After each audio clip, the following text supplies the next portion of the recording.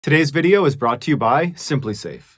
Today, we're going to look at 3 progressively more disturbing stories, and at the end of each of them, I will share the photo or photos that are famously associated with them. But before we get into today's stories, if you're a fan of the strange, dark, and mysterious delivered in story format, then you've come to the right place because that's all we do, and we upload 1 or 2 times every week. So if that's of interest to you, please offer to give the like button a massage, but apply too little pressure so the experience is unsatisfactory. Also, please subscribe to our channel and turn on all notifications so you don't miss any of our weekly uploads. All right, let's get into today's stories.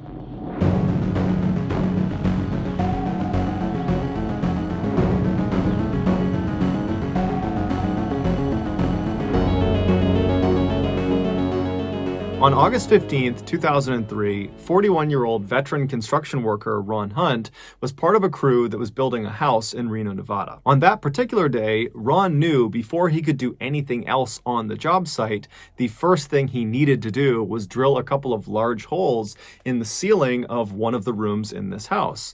And so as soon as he got to the job site that morning, he went in the back of his truck and pulled out a 6-foot-tall stepladder and a drill, and then walked into that particular room. Once inside, he opened up a stepladder and placed it where he wanted it, and then he tested his drill by squeezing the trigger a couple of times. And so once he knew that worked, he climbed up the ladder a couple of steps, not to the very top, but just a couple of steps, and began punching holes in the ceiling with this drill. Now, at first, these holes were very easy to punch through, but when he got down and moved the ladder to another section of this room where he also needed holes in the ceiling, when he got up there, he could not get the drill to go through the ceiling. And he didn't really get it because he knew there was nothing behind the ceiling that would stop the drill from going through, and it was just wood, so it really should be going through. And so he decided he just needed a little bit of extra leverage. He needed to really press on the back of this drill while he's pulling the trigger. And so instead of standing on the second or third rung of the 6-foot-tall stepladder, he walked to the very top of the ladder, the kind of dangerous section you're not supposed to stand on any ladder.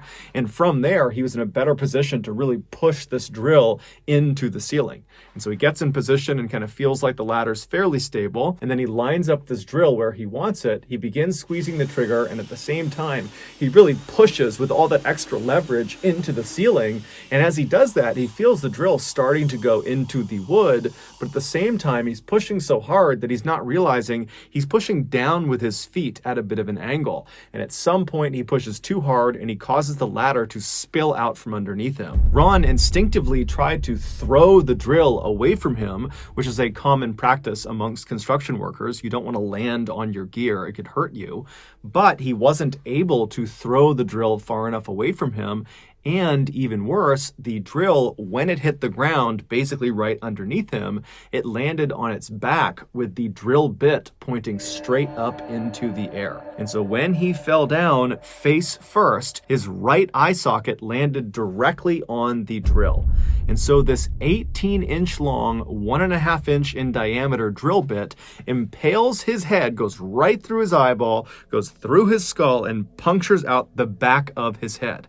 And so Ron, he hits the ground, but he's conscious. And so without even rolling over, he just reaches up with his hands and he feels the base of this drill, and then he traces to the drill bit and he feels it going into his eye, and then he feels around the back of his head and he feels the rest of the drill coming out of his skull. And at that point, he just starts screaming. The only other worker on the job site at the time was this man named Forrest, and Forrest, who was in a separate part of the job site, he hears Ron screaming, and so he runs over, he goes in the room, and he sees Ron, who's now standing up, cradling the drill base. The bit, the 18-inch bit, is still poking through his head. And so Ron is looking at Forrest and then turns to the side to show him that he's been fully impaled by this thing. And Forrest is totally horrified at what he's seeing. He can't believe Ron is even alive. But then Forrest jumps into action. He rips his shirt off, runs over to Ron, and kind of wraps it around his head to try to control the bleeding a little bit. And then he tells Ron to stay where he is. And then Forrest ran out of the job site, ran about 1,000 feet away to the nearest house, and he was able to use their phone to call paramedics. The paramedics arrive in an ambulance a few minutes later,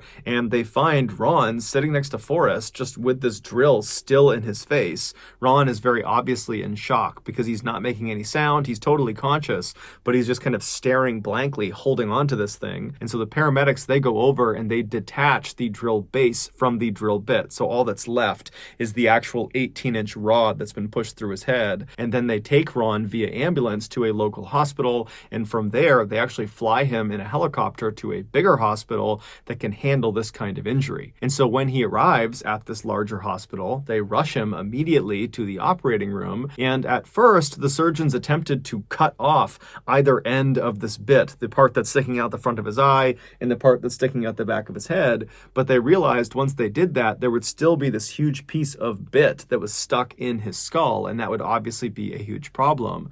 And so after thinking about it, they decided their best bet was just to unscrew the bit from his head. And so they gave him some morphine, and then over the next couple of hours, the doctors slowly twisted this piece of metal until it finally unwound itself out of his skull. And apparently, as they were doing that, Ron, who was so high on painkillers, was cracking jokes about how somebody needs to come in here and take a picture of me. I probably look so great. And so miraculously, Ron would survive, and he would not even be paralyzed. The worst thing that happened to him is he lost the sight in his right eye. But all things considered, Ron is okay with that. The surgeons would tell Ron that the only reason he didn't die or get paralyzed is because when that drill bit went into his skull, it kind of pressed his brain aside as it passed through. Had it punctured his brain when it went through, that almost certainly would have killed him, but by some unbelievably slim chance, it did not, and he survived. Here is Ron's X-ray.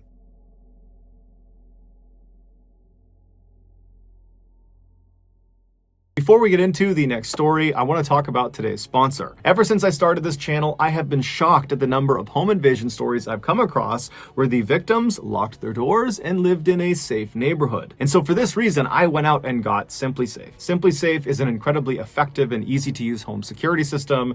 And honestly, for me, a big selling point was they don't send a company to your house to set it all up. I hate that. It's totally an inconvenience. And usually you don't even know how to use the system at the end of it. So instead, they send you this really neatly packaged small kit, and then using their very easy to navigate app, you build the system yourself. And so for reference, it took me less than an hour to do this, and everything worked first try. So it's very, very easy to use. Also, SimpliSafe will fit any home. It's fully customizable. They have all the cameras and sensors for every type of door and window, and they have lots of cool extra stuff like water sensors, temperature sensors, smart locks for doors, and they even have this really cool outdoor camera that has a massive field of vision. It's got 8x zoom, it's got night vision, and so basically at any hour of the day, you can know what's going on outside and inside your home. And SimpliSafe professionally monitors your system all the time. So if anything were to happen, they would call the authorities. So if you want to feel safe like me and my family, then go to simplisafe.com/MrBallen. If you sign up with that link, you can get at least 30% off when you get your SimpliSafe system. All right, back to the stories.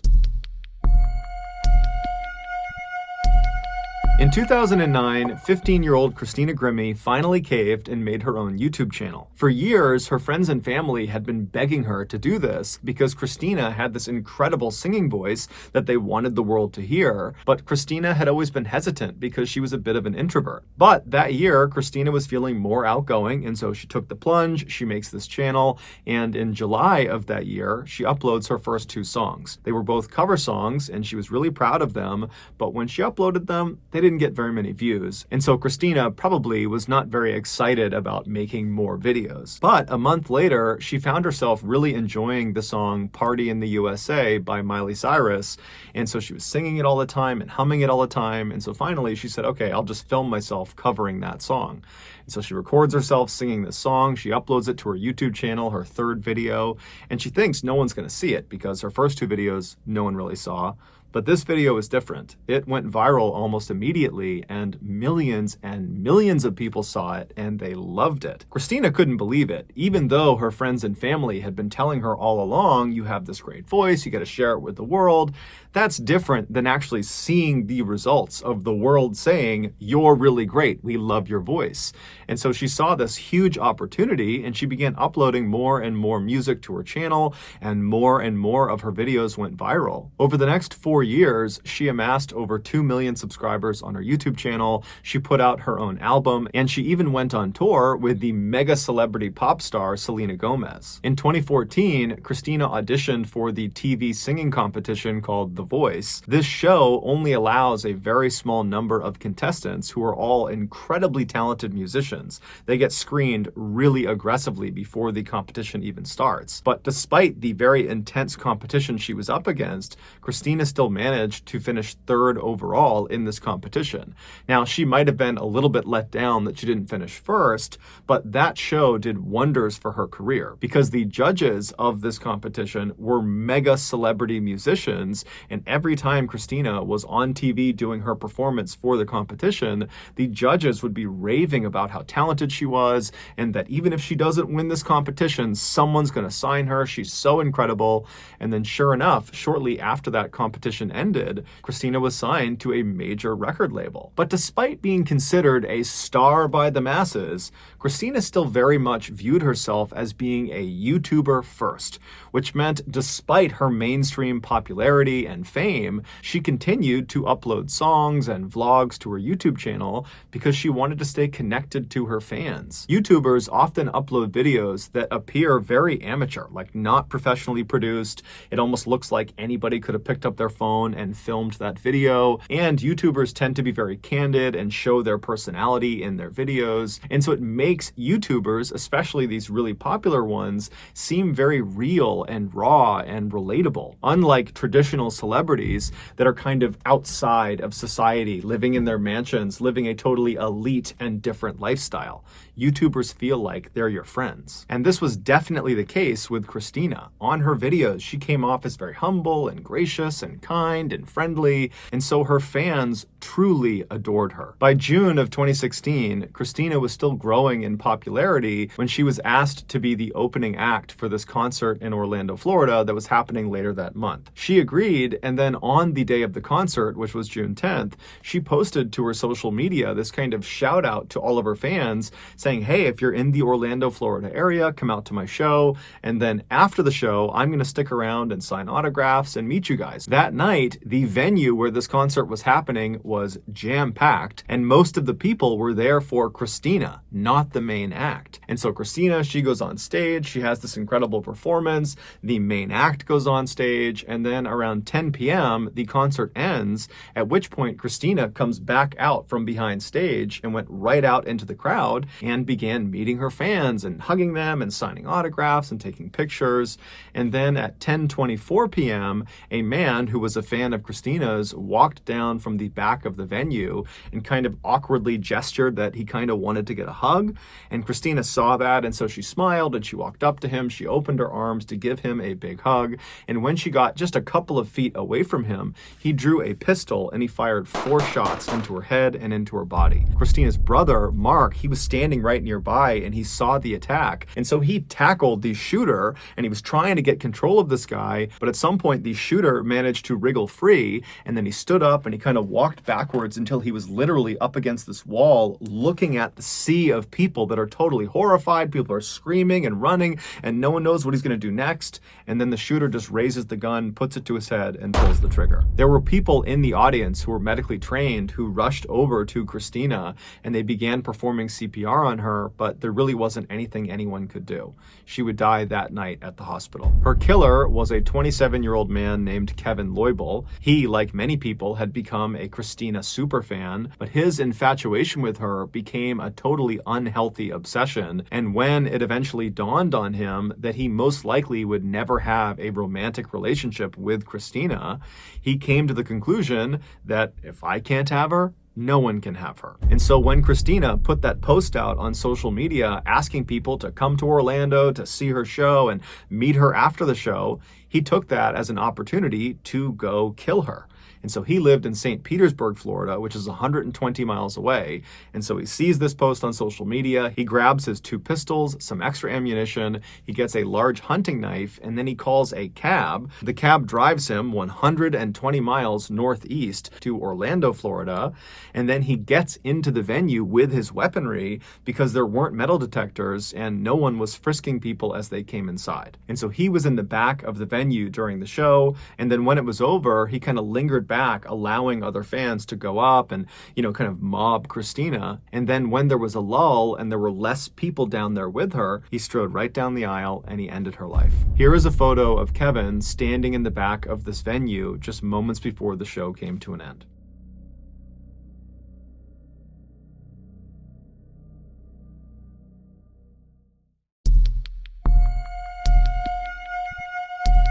In 2019, 21-year-old Samantha Josephson was a senior at the University of South Carolina. She was a brilliant student who aspired to be a lawyer. Specifically, she wanted to practice international law.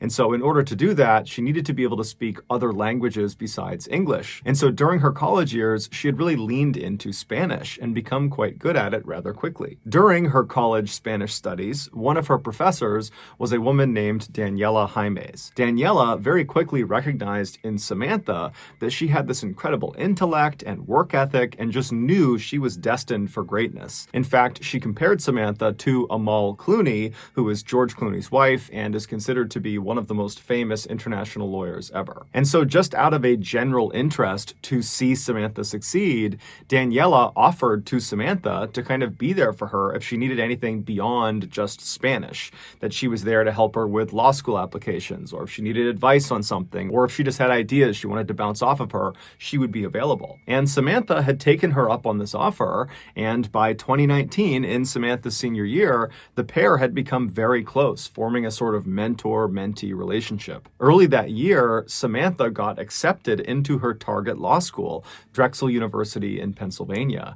And so after telling her mother and father, Samantha ran to Daniela's office to tell her mentor the great news. And the two hugged and laughed and celebrated right there in the office. It was clear that everything was falling into place for Samantha, and Daniela was just very, very proud of her. A few weeks later, on March 29th, Samantha decided to go out with her friends for some drinks. Now, Samantha normally spent a lot of her time studying, even on the weekends, but since she was about a month away from graduation and she was already accepted to law school and really didn't have that much work since it was the end of the year anyways, she decided she could cut loose for that weekend. So she, along with her friends, head out to this downtown area called Five Points, which is right near the University of South Carolina, and it's an area that's full of shops and restaurants and bars, so on the weekends it is packed with college students. Samantha and her friends hop from bar to bar, they're having a great time, and then around 2 a.m. the group found themselves in a bar called Bird Dog, and while they were there, because it was so crowded, the group of friends got separated. Now, initially the friends were trying to reconnect with each other through texts and phone calls, but they were just really struggling to locate each other. And kind of in the middle of all that, Samantha decided that she was just too tired and didn't really feel like staying out any longer. And so she texted her friends and let them know that she was going to head back to her room. So Samantha leaves the Bird Dog bar on her own. She hops in an Uber and she starts driving back towards her campus. Several hours later, after all of Samantha's friends had also finally gone home and then woke up that following morning, they realized Samantha was not in her room. And so they called her, she didn't pick up. They started asking around to other friends who might know where she was, but no one did. And so pretty quickly, Samantha's friends were very, very worried about her because the last they had seen her, she was leaving the bar on her own. And so they were really worried something might have happened to her.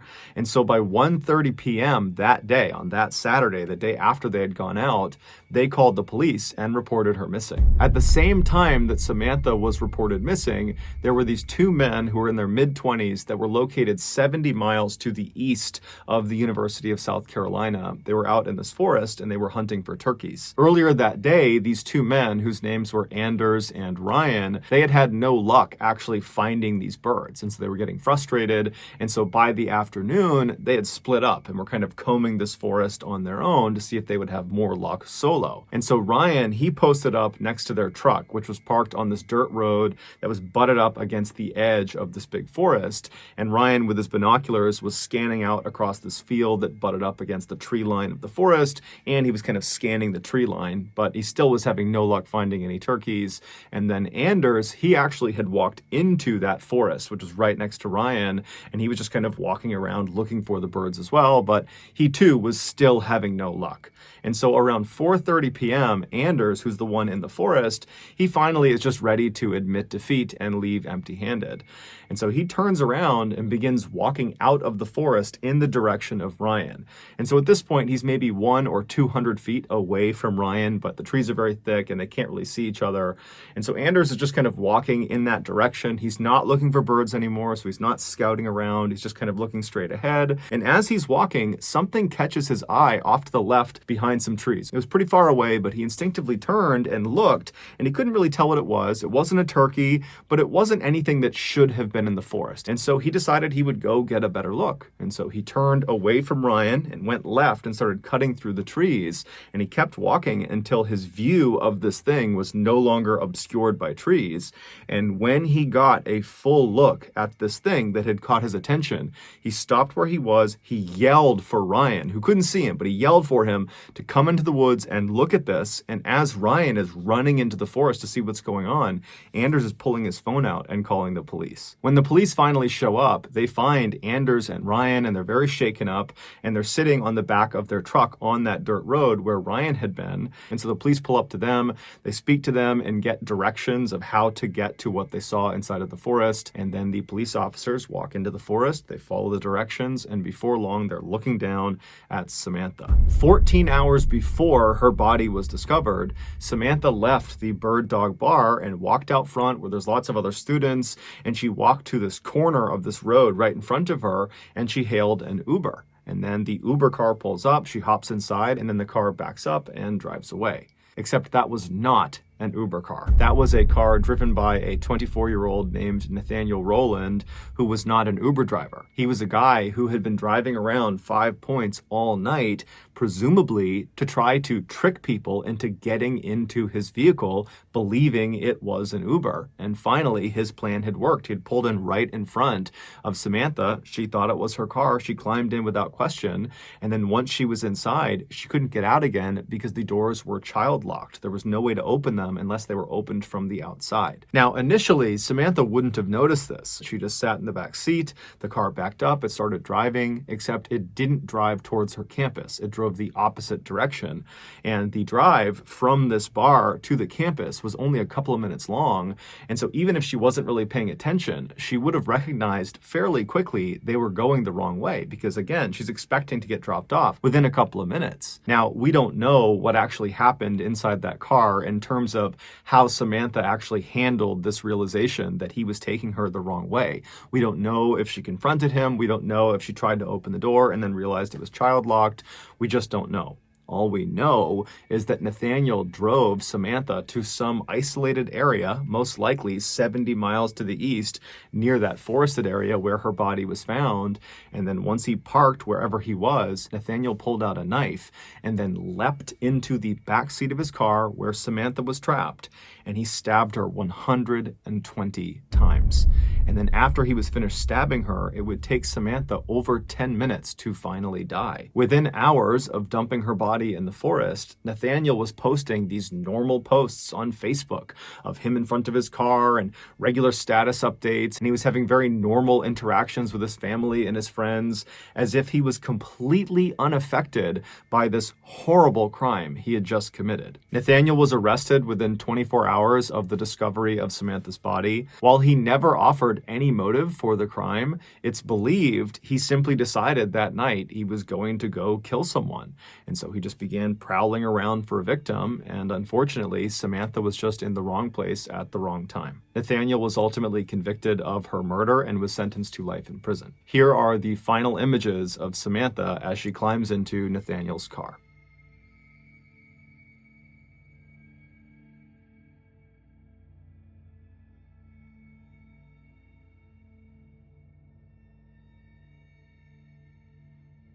So that's going to do it, guys. If you found the secret in today's episode, let us know in the comments section what it is and where you found it. So give us the timestamp. And if you're the first to do that, we'll pin you at the top of the comments section.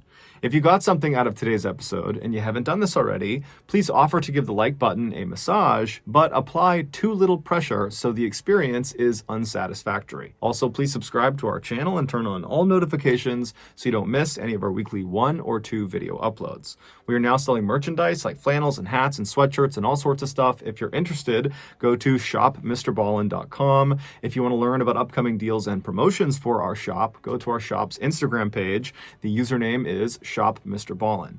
If you want to get in touch with me, you can direct message me on Instagram or on Twitter. My username for both platforms is the same. It's just Mr. Ballen. I also have a ton of content over on TikTok where my username is also Mr. Ballen. We also have a second YouTube channel just called Mr. Ballen Shorts where we post random short videos and lost episodes. We also have a Facebook page called Mr. Ballen where we post condensed versions of the long episodes you see on YouTube. If you have a story suggestion, please submit it to our subreddit just called Mr. Ballen. It's linked in the description below. So whether I see you on Instagram, Twitter, TikTok, Reddit, YouTube, Facebook, or some combination, just know that I really appreciate your support. And until next time, that's going to do it. See ya.